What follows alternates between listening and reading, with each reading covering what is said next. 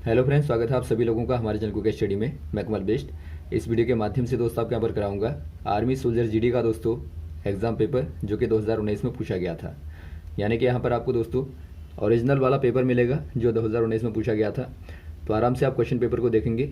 यहाँ पर दोस्तों आपको सेक्शन नंबर बी के 15 क्वेश्चन मिलेंगे जो कि यहाँ पर जनरल साइंस के क्वेश्चन आते हैं।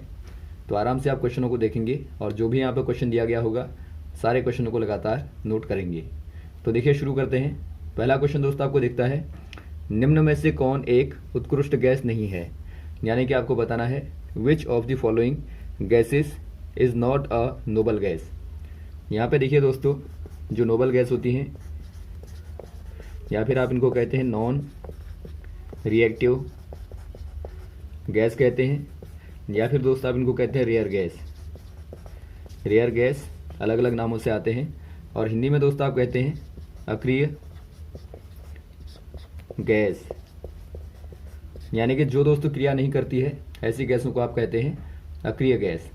अब यहाँ पर देखिए दोस्तों, यदि आप देखें मॉडर्न पीरियोडिक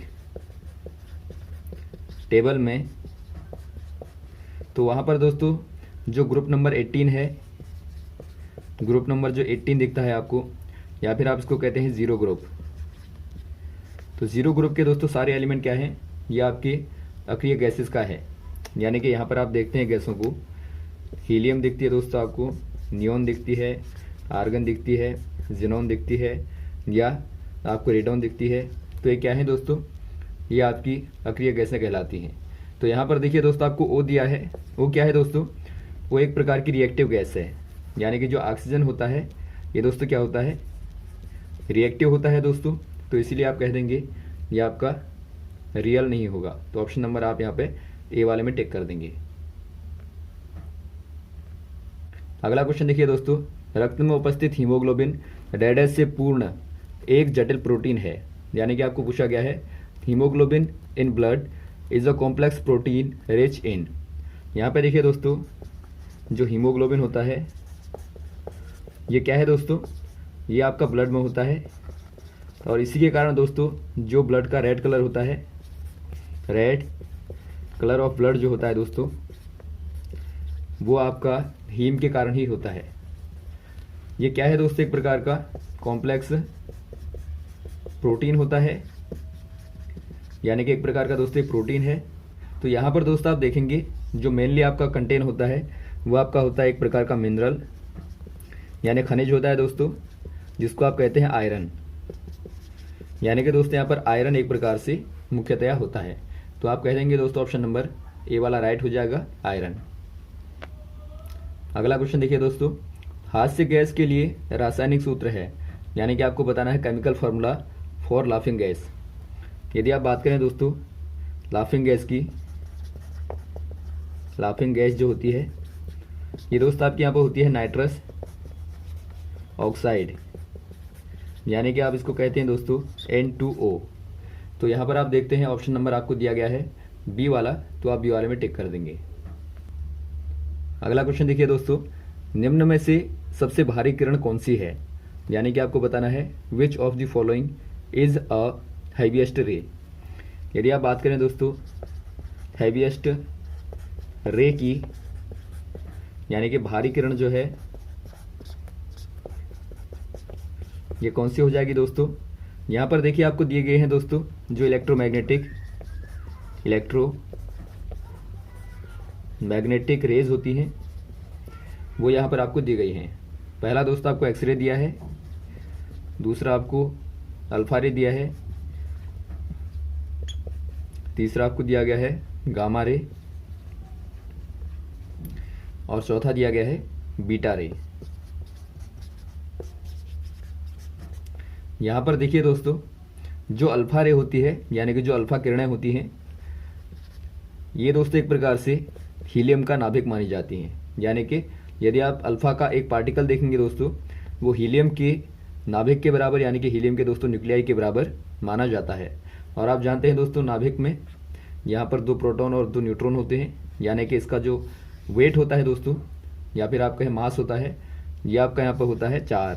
यानी कि 4 प्रोटॉनों के वेट के बराबर दोस्तों यहाँ पर होता है। तो यहाँ पर आप कह देंगे दोस्तों जो अल्फा पार्टिकल होता है वो सर्वाधिक भारी होता है।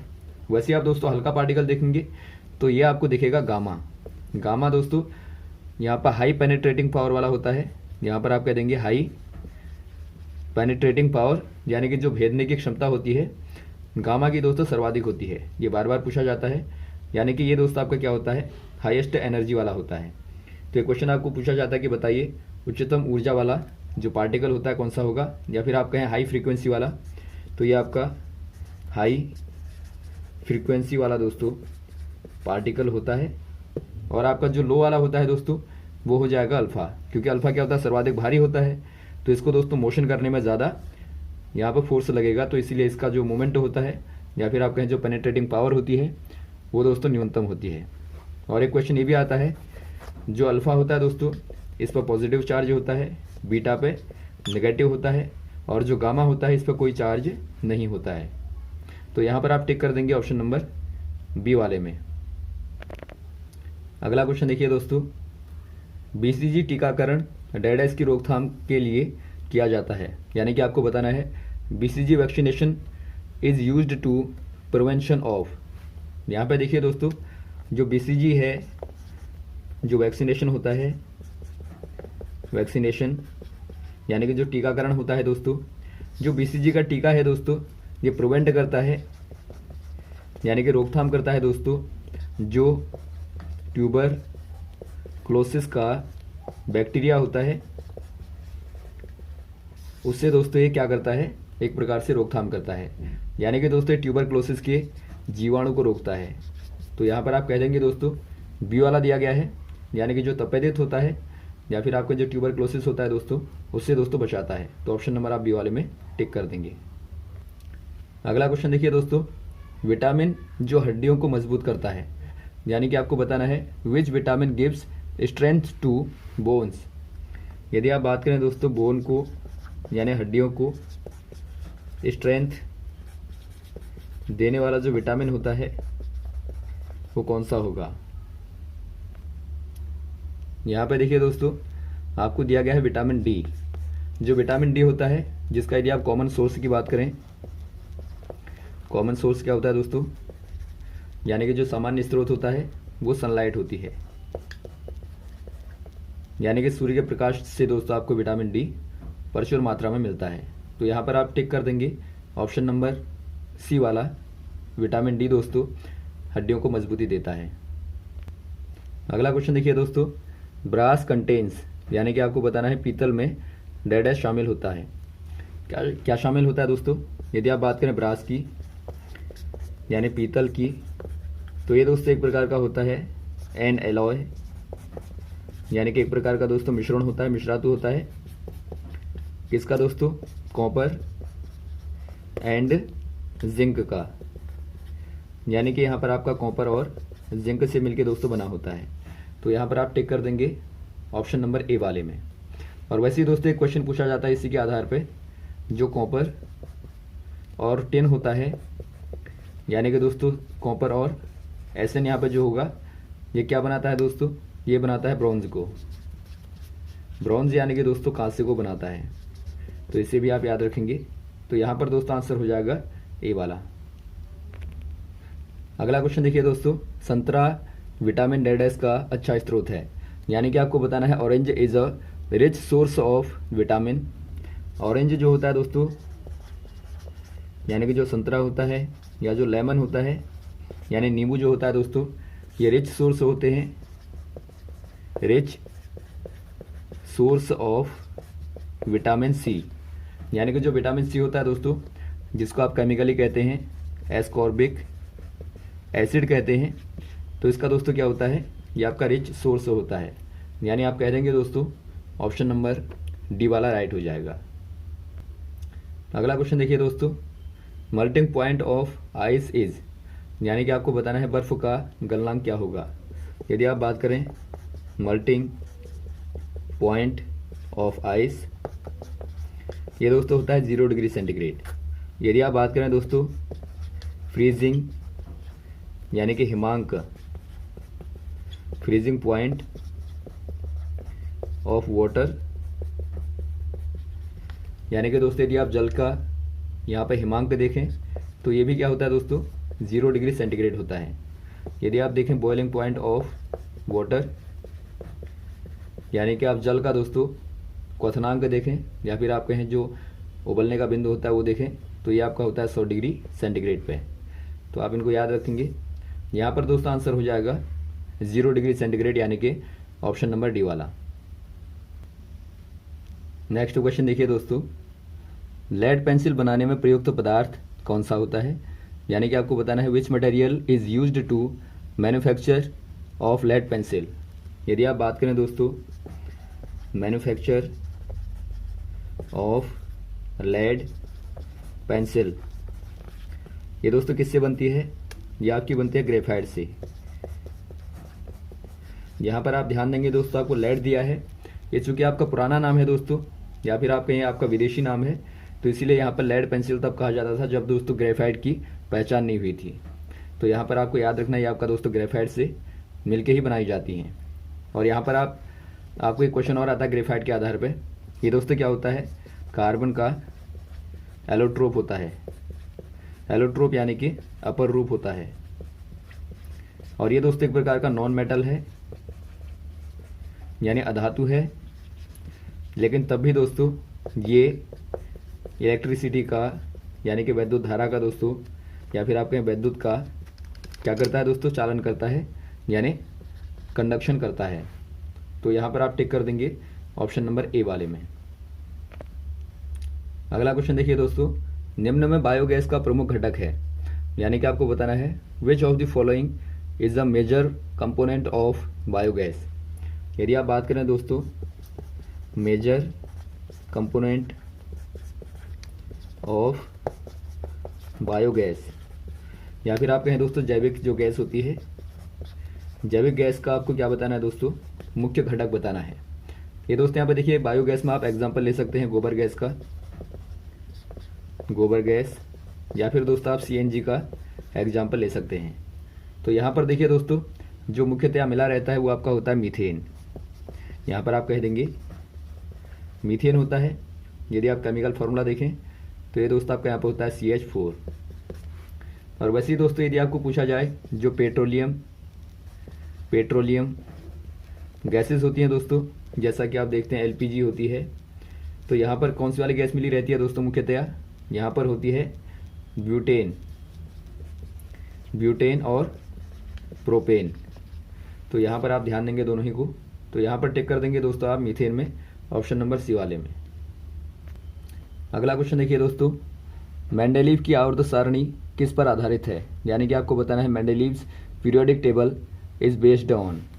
यदि आप बात करें दोस्तों पीरियोडिक टेबल की, तो ये दो प्रकार की थी। पहला दोस्तों आपका था मेंडेलीव की जो पीरियोडिक टेबल थी, और दूसरी दोस्तों आपकी है मॉडर्न वाली,